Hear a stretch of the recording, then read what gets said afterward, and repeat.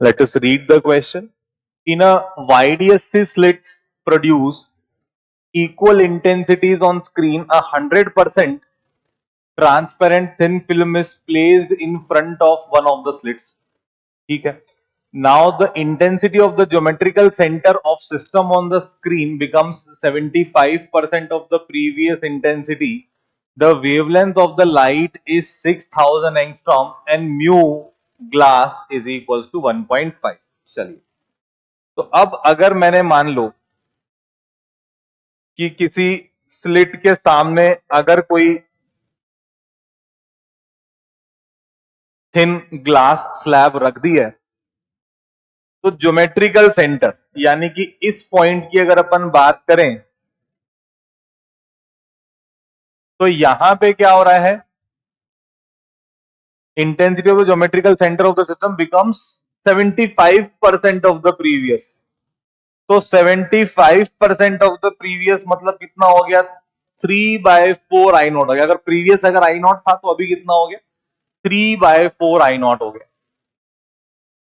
The wavelength of the light is this and thickness of the film, वो अपने को जो पॉसिबल नहीं है उसकी बात करके बतानी है ना. चलिए, तो अब मैं ये जानता हूं कि भाई अगर वहां पे इंटेंसिटी इतनी आ रही है ना, तो अपन किसी भी जनरल पॉइंट पे अगर इंटेंसिटी की बात करें तो कितनी होती है, maximum intensity cos square delta 5/2 आनी चाहिए, राइट.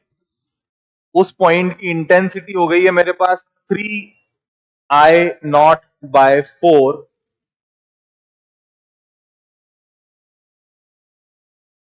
तो जो भी कॉस डेल्टा 5/2 आएगा वो आ जाएगा √3/2, या डेल्टा 5/2 जो आएगा वो आ जाएगा π/6, है ना. और क्योंकि एक से ज्यादा वैल्यूज के लिए कौन सी वैल्यू पॉसिबल नहीं है उसके लिए बात करनी है, तो इसको अपन ये भी लिख सकते हैं π/6 इंटू 2n+1, है ना, जनरल वैल्यू. तो डेल्टा फाइ जो आ गया है it is π/3 2n+1.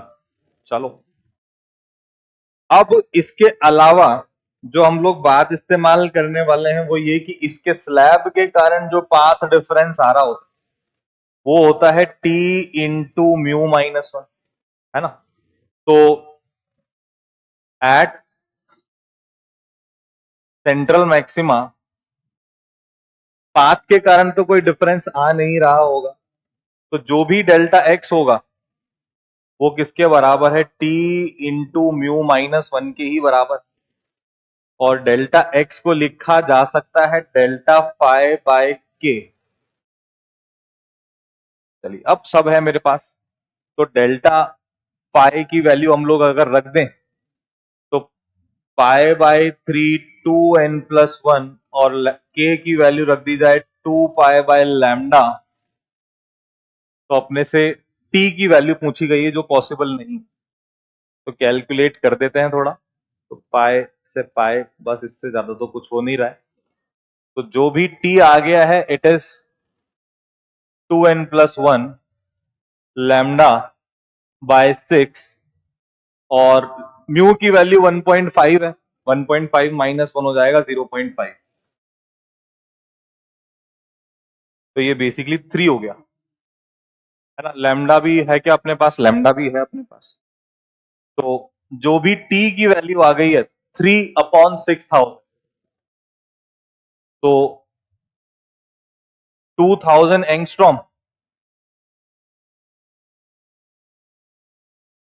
Into 2n+1. और क्योंकि आंसर मेरे को चाहिए किस तरीके से, मेरे को आंसर चाहिए माइक्रोमीटर में, तो मैं वैल्यूज पुट कर देता हूं. इसको 0.2 एंगस्ट्रॉम माइक्रोमीटर लिखा जा सकता है ना, 10⁻⁻6 10⁻⁻4 ऐसा करते. तो 0.2 इंटू 2n+1 ये थिकनेस आ गई, है ना. तो अब कौन कौन सी थिकनेस पॉसिबल नहीं है ना, नॉट पॉसिबल की बात हो. तो देखें, तो टी की जो वैल्यू आई है 0.2 इंटू 2n+1, एन की वैल्यू जब 0 डाल दी जाएगी तो थिकनेस आ गई है 0.2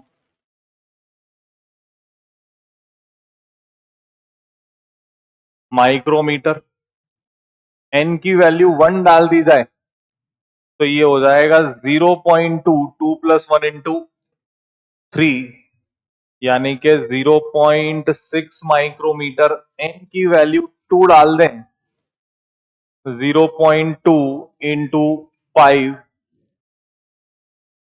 ये हो गया है 1 माइक्रोमीटर। एन की वैल्यू 3 डाल दें तो 0.2 इंटू 7, ये हो जाएगा 1.4 माइक्रोमीटर। ऑप्शंस टिक होते जा रहे हैं क्या?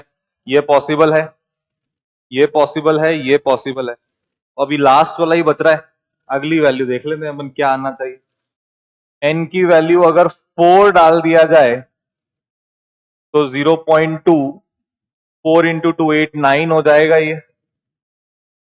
तो ये कितना आ जाएगा? 1.8 माइक्रोमीटर। 1.6 तो नहीं आ रहा है, राइट? तो यानी कि यही ऑप्शन है जो कि नॉट पॉसिबल है। बाकी सारे ऑप्शंस तो अपने आ ही जा पा रहे हैं।